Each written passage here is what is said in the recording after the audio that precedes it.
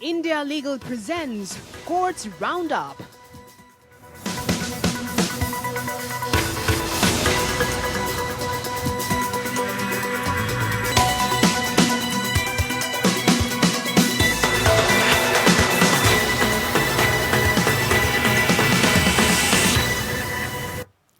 नमस्कार, मैं हूं पूजा कवियागोमा। कोर्ट्स राउंडअप में आप सभी का स्वागत है। इस बुलेटिन में अगले आधे घंटे हम आपको कोर्ट से जुड़ी तमाम छोटी बड़ी खबरों से रूबरू करवाएंगे।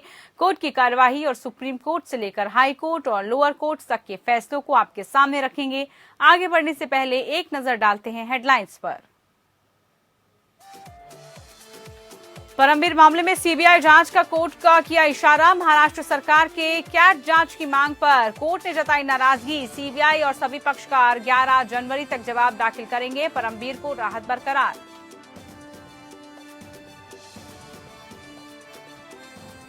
दहेज हत्या और घरेलू हिंसा पर सख्त कानून बनाने के लिए विधि आयोग को निर्देश। सुप्रीम कोर्ट ने कहा, मुद्दा सामाजिक महत्व का है, मानसिकता में भी हो बदलाव। सुधा भारद्वाज को जमानत देने के आदेश के खिलाफ एनआईए की याचिका पर सुप्रीम कोर्ट तत्काल सुनवाई करने पर करेगा विचार। बॉम्बे हाई कोर्ट के आदेश को दी गई है चुनौती।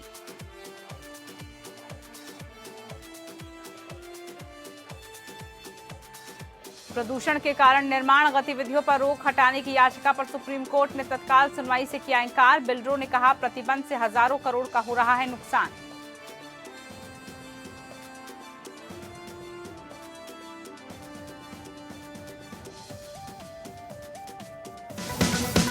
India Legal presents Courts Roundup.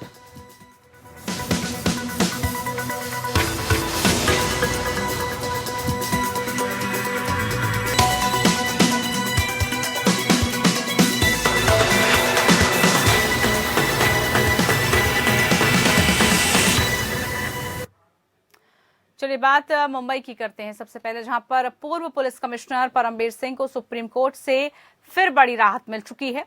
Singh को अरेस्ट न किए जाने के आदेश को सुप्रीम कोर्ट ने कायम रखा है। कोर्ट ने यह भी कहा है कि परमबीर सिंह पर लगे आरोपों की जांच पुलिस न करके अन्य जांच एजेंसी को भी दी जाए। परमबीर सिंह को महाराष्ट्र सरकार ने पिछले सप्ताह निलंबित कर दिया था। मामले की अगली सुनवाई अब 11 दिसंबर को होने वाली है।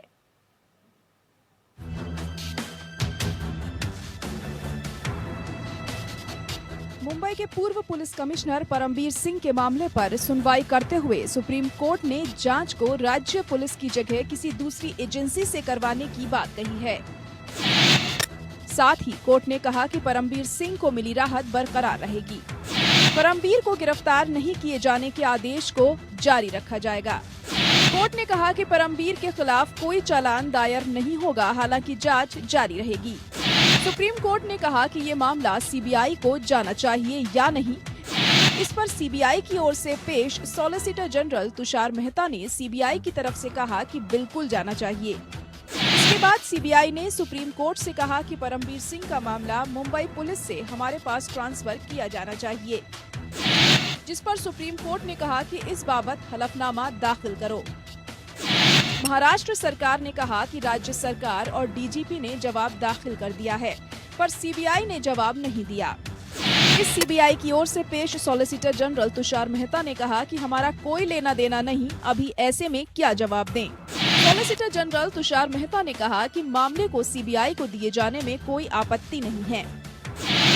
महाराष्ट्र सरकार की तरफ से वकील खंबाटा ने कहा कि परमबीर विसल ब्लोअर नहीं है, ये मामला सीबीआई को नहीं भेजा जाना चाहिए, ये पूरा मामला सीएटी के पास सुनवाई के लिए जाना चाहिए। कोर्ट ने कहा कि आपके हिसाब से ये मामला भले ही सर्विस से जुड़ा हो, लेकिन ये बहुत गलत संदेश देने वाला है। परमबीर की तरफ से पुनीत बाली ने कहा कि इस मामले में निष्पक्ष जांच चाहता हूं। बाली ने कहा कि मामला सुप्रीम कोर्ट में लंबित है और राज्य कहता है कि हमने जांच कर ली है, क्या ये सही तरीका है? सुप्रीम कोर्ट ने कहा कि प्रथम दृष्टया ये विचार है कि मुंबई के पूर्व पुलिस आयुक्त परमबीर सिंह के खिलाफ जांच अन्य एजेंसी द्वारा की जानी चाहिए, न कि राज्य पुलिस द्वारा। कोर्ट ने कहा कि मामले में परमबीर को मिली राहत बरकरार रहेगी। मामले में जांच जारी रहेगी। इसके अलावा कोई भी चार्जशीट दाखिल नहीं की जाएगी।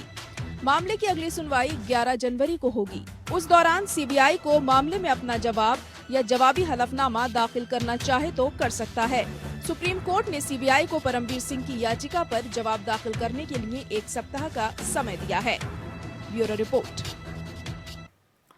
वहीं दहेज की सामाजिक बुराई को रोकने के लिए ठोस निर्देशों की मांग वाली रिट पर सुनवाई करते हुए सुप्रीम कोर्ट ने चिंता जताते हुए कहा कि दहेज निरोधी कानून को और मजबूत करने के लिए मौजूदा कानूनों पर पुनर्विचार की जरूरत है।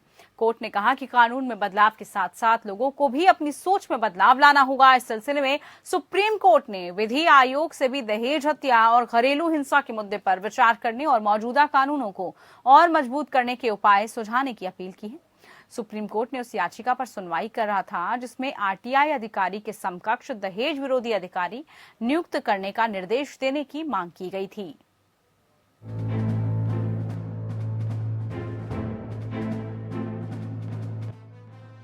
दहेज मामलों में सुप्रीम कोर्ट ने चिंता जताते हुए कहा कि दहेज निरोधी कानून को मजबूत करने की जरूरत है। सामाजिक बुराई के जारी रहने पर अब बहुत ज्यादा विचार करने की जरूरत है, लेकिन लोगों को भी बदलाव लाना होगा। सुप्रीम कोर्ट ने कहा कि भारत का विधि आयोग दहेज हत्या और घरेलू हिंसा के मुद्दों पर विचार करने और मौजूदा कानूनों को और मजबूत करने के उपाय सुझा सकता है। जस्टिस चंद्रचूड़ ने कहा कि दहेज हत्या और घरेलू हिंसा के मौजूदा कानूनों पर पुनर्विचार की जरूरत है। इसके लिए आयोग से उन्होंने मौजूदा कानूनों को और बेहतर और सख्त करने के उपायों की सिफारिश करने को कहा। जस्टिस DY चंद्रचूड़ ने कहा कि कानून महत्वपूर्ण है, लेकिन बदलाव भी भीतर से आना चाहिए। हम परिवार में आने वाली महिला के साथ कैसा व्यवहार करते हैं, ये मुद्दा सामाजिक महत्व का है। सुप्रीम कोर्ट उस याचिका पर सुनवाई कर रहा था जिसमें आरटीआई अधिकारी के समकक्ष दहेज विरोधी अधिकारी नियुक्त करने का निर्देश देने की मांग की गई थी। मामला जस्टिस DY चंद्रचूड़ और जस्टिस AS बोपन्ना की बेंच के सामने था। न्यायालय ने याचिकाकर्ताओं को विधि आयोग के लाभ के लिए सभी प्रासंगिक पहलुओं पर शोध का एक नोट प्रस्तुत करने की स्वतंत्रता प्रदान करते हुए रिट याचिका का निपटारा किया। इससे विधायी सुधारों पर विचार करने के लिए आगे के कदमों पर विधिवत विचार किया जा सकता है। And after hearing in detail, the Honorable Court observed that it is better to consider by the Law Commission, and accordingly the court directed to appear before the Law Commission with appropriate petitions, representations, and the Commission to be considered these entire issues raised in the writ petition. दरअसल supreme court में एक याचिका दाखिल कर dowry prohibition officer की नियुक्ति की मांग की गई थी। याचिकाकर्ता ने इस बात पर प्रकाश डाला है कि एक ओर जहां संसद में आईपीसी की धारा 304B और 498A और दहेज निषेध अधिनियम 1961 और राष्ट्रीय महिला आयोग के गठन जैसे दंडात्मक प्रावधानों के संबंध में कानून बनाकर कदम बढ़ाया है, अब सामाजिक बुराई को मिटाने के लिए संबंधित अधिकारियों द्वारा एक नए रूप की आवश्यकता है ताकि उन्हें अधिक शक्ति मिले। सुनवाई के दौरान अदालत ने संकेत दिया है कि शर्तों में जो राहत मांगी गई है वह विधायी नीति के दायरे से संबंधित है, इसीलिए जबकि इस पर कुछ प्रतिबंध हो सकते हैं। सुप्रीम कोर्ट ने अपने आदेश में कहा कि याचिका में की गई मांग विधायिका के अधिकार क्षेत्र में आता है, इसमें न्यायपालिका हस्तक्षेप नहीं कर सकती। केरल के रहने वाले याचिकाकर्ता ने अपनी याचिका में कहा कि केरल में दहेज के हालात बहुत खराब हैं। दहेज के रूप में सोना दिए जाने की बहुत मांग है। ऐसे मामलों में हस्तक्षेप करने की जरूरत है। Bureau report. वहीं सुप्रीम कोर्ट ने कहा कि वो एल्गार परिषद केस में आरोपी सुधा भारद्वाज को तकनीकी खामी के आधार पर जमानत देने के बॉम्बे हाईकोर्ट के आदेश के खिलाफ दायर NIA की याचिका पर तत्काल सुनवाई के प्रतिवेदन पर विचार करेगा। भारद्वाज को एल्गार परिषद माओवादी संबंध में मामले में गैर कानूनी गतिविधियों को रोकथाम कानून या UAPA के प्रावधानों के तहत अगस्त 2018 में गिरफ्तार किया गया था। सॉलिसिटर जनरल तुषार मेहता ने जब याचिका पर तत्काल सुनवाई किए जाने का आग्रह किया तो chief justice NV Ramana, justice Suryakant और जस्टिस हिमा कोहली की बेंच ने कहा, हम देखेंगे। मेहता ने कहा, यह तकनीकी खामी के आधार पर जमानत दिए जाने का मामला है और ये 8 दिसंबर से प्रभावी होगा, इसलिए ये मामले पर सुनवाई की आवश्यकता है। भारद्वाज को जमानत देने के बॉम्बे हाईकोर्ट के आदेश के खिलाफ NIA ने सुप्रीम कोर्ट में याचिका दायर की है। हाईकोर्ट ने 1 दिसंबर को अपने आदेश में कहा था कि केंद्र सरकार को अपदस्थ करने के षड्यंत्र में हिस्सा रही भारद्वाज जमानत की हकदार है और जमानत देने से इनकार करना संविधान के अनुच्छेद 21 के तहत प्राप्त जीवन और व्यक्तिगत स्वतंत्रता के उनके मूल अधिकारों का हनन है। भारद्वाज को जमानत देने के बंबई उच्च न्यायालय आदेश के खिलाफ एनआईए ने उच्चतम न्यायालय में याचिका दायर की है। उच्च न्यायालय ने 1 दिसंबर को अपने आदेश में कहा था कि केंद्र सरकार को अपदस्थ करने के षड्यंत्र में हिस्सा रही भारद्वाज जमानत की हकदार है और जमानत देने से इनकार करना संविधान के अनुच्छेद 21 के तहत प्राप्त जीवन और व्यक्तिगत स्वतंत्रता के उनके मूल अधिकारों का हनन है। उच्च न्यायालय ने निर्देश दिया था कि भायखला महिला जेल में बंद भारद्वाज को 8 दिसंबर को मुंबई की विशेष एनआईए अदालत में पेश किया जाए और उनकी जमानत की शर्तों पर रिहाई की तारीख पर निर्णय किया जाए। भारद्वाज इस मामले में गिरफ्तार 16 कार्यकर्ताओं और शिक्षाविदों में पहले आरोपी हैं जिन्हें तकनीकी खामी की वजह से जमानत दी गई है। तो इधर सुप्रीम कोर्ट ने बिगड़ती वायु गुणवत्ता के कारण दिल्ली एनसीआर में निर्माण गतिविधियों पर लगाए गए पूर्ण प्रतिबंध को हटाने के लिए बिल्डरों के एक समूह की ओर से दायर याचिका को तत्काल सूचीबद्ध करने से इंकार करते हुए खारिज कर दिया। वरिष्ठ अधिवक्ता विकास सिंह ने डेवलपर्स और बिल्डर्स फोरम द्वारा दायर आवेदन का उल्लेख करते हुए दिल्ली एनसीआर में निर्माण गतिविधियों पर प्रतिबंध लगाने के लिए 24 नवंबर को सुप्रीम कोर्ट द्वारा पारित आदेश को रद्द करने की मांग की। सिंह ने भारत के मुख्य न्यायाधीश के समक्ष आवेदन मंगलवार या बुधवार को सूचीबद्ध करने की मांग करते हुए कहा, प्रतिबंध से हजारों करोड़ का नुकसान हो रहा है। आज AQI में सुधार हुआ है, इस आदेश को रद्द किया जाना चाहिए। सीजेआई ने कहा कि सरकार को फैसला लेने दें। सिंह ने तब ये कहा कि वायु गुणवत्ता प्रबंधन आयोग द्वारा 22 नवंबर से निर्माण प्रतिबंध हटाने के बाद न्यायालय द्वारा प्रतिबंध लगाया गया था। सीजेआई ने कहा कि मामले पर अगली पोस्टिंग तिथि यानी कि 10 दिसंबर को विचार किया जाएगा। उस दिन से पहले सुनवाई नहीं हो सकती। सीजेआई ने कहा कि मामले को शुक्रवार को सुना जाएगा। बिल्डर समूह ने आदित्य दुबे बनाम भारत संघ की रिट याचिका पर इस वार्ता को आवेदन स्थानांतरित किया, जिसमें सुप्रीम कोर्ट ने राष्ट्रीय राजधानी में वायु प्रदूषण को संबोधित करते हुए विभिन्न निर्देश पारित किए। कोर्ट ने 3 दिसंबर को आदित्य दुबे मामले की तारीख 10 दिसंबर तय की थी।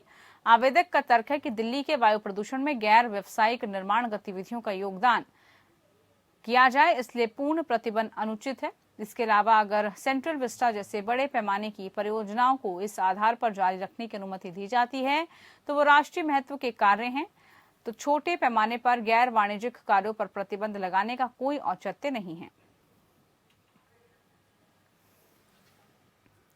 दिल्ली हाईकोर्ट ने दिल्ली पुलिस से इस सवाल पर जवाब मांगा कि क्या किसी भारतीय नागरिक को अपने निवास पर किसी विदेशी को रखने पर कोई रोक है जो पिछले साल प्रासंगिक समय पर वैध पासपोर्ट और वीजा पर तबलीगी जमात में शामिल होने के लिए भारत आया था।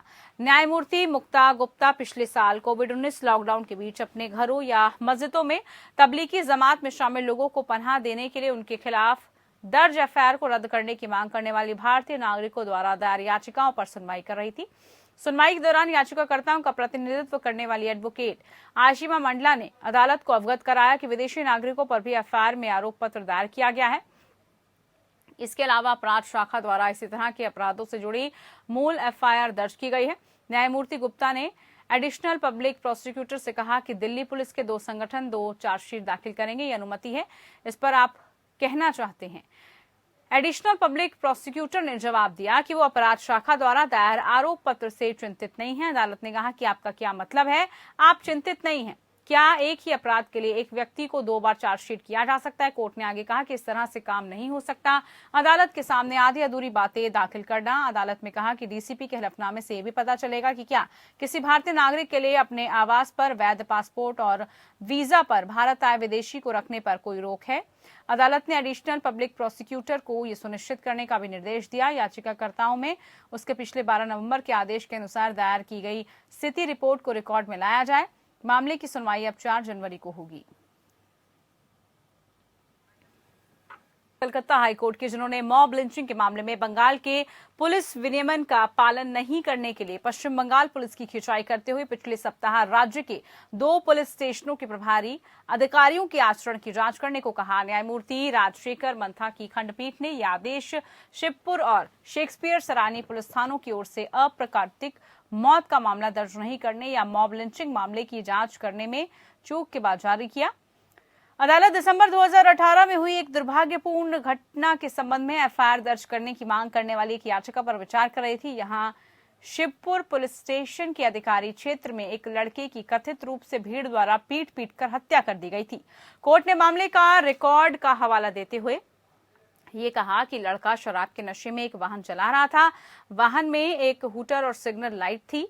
वाहन ने एक दंपत्ति को ले जा रही मोटरसाइकिल को टक्कर मार दी, जो नीचे सड़क पर गिर गया। इसके बाद एक स्थानीय भीड़ इकट्ठी हो गई। भीड़ ने शिवपुर पुलिस स्टेशन के अधिकार क्षेत्र में लड़के को गंभीर चोटें पहुंचाई। उसके बाद लड़के के माता पिता के कहने पर उसे अस्पताल ले जाया गया, जहां उसने दम तोड़ दिया।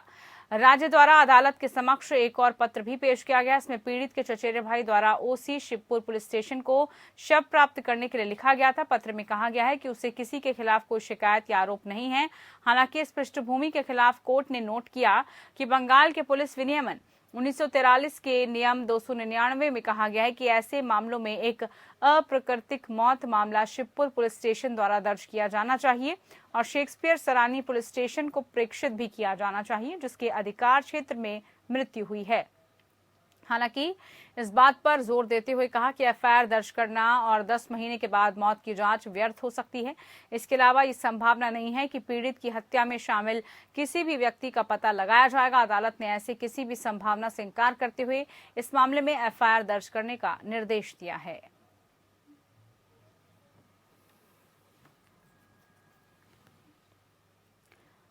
इधर कड़कड़डूमा कोर्ट ने पूर्वी दिल्ली में हुए दंगों के आरोपी शाहरुख पठान की जेल से कोर्ट लाने के लिए अलग वैन की मांग को खारिज कर दिया। लॉकअप इंचार्ज द्वारा दायर एक आवेदन में कहा गया कि दंगों के आरोपी शाहरुख पठान ने जेल वैन में सवार होने से ये कहते हुए इनकार कर दिया कि वो अलग वैन में कोर्ट जाएगा। इस पर कोर्ट ने कहा कि पठान ये निर्देश नहीं दे सकता कि उसे अदालत में कैसे लाया जाए। अतिरिक्त सत्र न्यायाधीश अमिताभ रावत ने कहा कि किसी व्यक्ति से किसी विशेष खतरे की आशंका के बिना शाहरुख पठान अपने लिए अलग वैन नहीं मांग सकता। पठान के खिलाफ जाफराबाद पुलिस स्टेशन में दर्ज एफआईआर में मामला दर्ज किया गया था।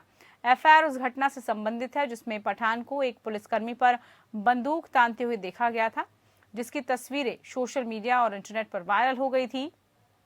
कोर्ट ने कहा कि क्योंकि उसे एक अलग बाड़े खर्जा वाली वैन में लाया गया है, जहां ही वैन में अन्य विचाराधीन कैदी आरोपी तथा शारीरिक रूप से नहीं पहुंच सकते, ये उद्देश्य प्राप्त होना चाहिए। किसी भी मामले में जब आरोपी शाहरुख पठान को नियमित रूप से अदालत में पेश किया जा रहा था, वो किसी को ये निर्देश नहीं दे सकता कि उसे अदालत में कैसे लाया जाए। कोर्ट ने यह भी कहा कि पठान के वकील ने किसी विशेष कारण का हवाला देते हुए उनके लिए एक अलग से वैन का अनुरोध करने का कोई आवेदन नहीं दिया था। लॉकअप इंचार्ज ने प्रस्तुत किया कि प्रत्येक आरोपी व्यक्ति के संसाधनों को ध्यान में रखते हुए अलग से जेल वैन की सुविधा प्रदान करना संभव नहीं होगा।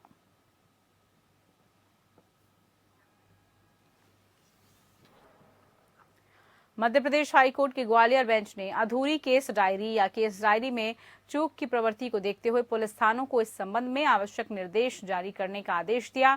न्यायमूर्ति आनंद पाठक की खंडपीठ सुरेंद्र रावत द्वारा दायर तीसरी जमानत याचिका पर सुनवाई कर रही थी, जिसे जून 2021 में शिवपुरी पुलिस ने एनडीपीएस अधिनियम की धारा 821 के तहत दर्ज एक मामले में संबंध में गिरफ्तार किया। आवेदक आरोपी की पूर्व जमानत याचिका सितंबर 2021 में उसके आपराधिक रिकॉर्ड के आधार पर खारिज कर दी गई थी। हालांकि जब केस डायरी फिर भी कोर्ट के सामने आया तो उस समय डायरी में कोई भी आपराधिक इतिहास नहीं दिखाया गया था और इसे देखते हुए कोर्ट ने एसएचओ थाना भौतिक शिवपुरी से हलफनामा मांगा था, जिसमें पूछा गया था कि आरोपी का कोई आपराधिक इतिहास है या नहीं। कोर्ट के आदेश के बाद थाने के एसएचओ ने एक हलफनामा दायर करा और आवेदक का कोई आपराधिक इतिहास नहीं होने के संबंध में एक वायरलेस संदेश कांस्टेबल करेरा द्वारा भेजा गया और इसे केस डायरी में दर्ज किया गया। आगे ये प्रस्तुत किया गया कि संबंधित कांस्टेबल ने सही तथ्य नहीं बताए और वायरलेस जवाब पर इस तथ्य को संदर्भित किया गया कि आवेदक का कोई आपराधिक रिकॉर्ड नहीं है, इसलिए उसी पर विश्वास करते हुए थाने के एसएचओ ने आवेदक के बारे में तथ्य के आधार पर संदर्भित किया है कि आरोपी की आधारिक पृष्ठभूमि नहीं है। अंत में एसएचओ थाना फिजिकल ने अपनी गलती के खिलाफ माफी मांगी और कहा कि अगली बार वो सिस्टम में सुधार करेंगे क्योंकि भविष्य में चूक को नहीं दोहराएंगे। इसे देखते हुए अदालत ने उसे जमानत देते हुए कहा कि आरोपी जून 2021 से कारावास से पीड़ित है। उसका मामूली अपराधों के लिए एक आपराधिक रिकॉर्ड है, इसलिए उसे खुद को सुधारने के लिए सुधार के मौका दिया जा सकता है। आवेदक को स्वीकार करते हुए निर्देश दिया गया है कि आरोपी को 1 लाख की राशि में 2 जमानतदार पेश करने की शर्त के साथ 50,000 रुपए के निजी बॉन्ड प्रस्तुत करने और संबंधित ट्रायल कोर्ट की संतुष्टि के आधार पर जमानत रिहा किया जाएगा।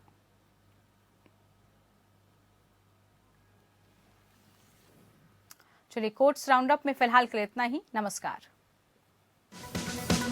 India Legal presents Courts Roundup.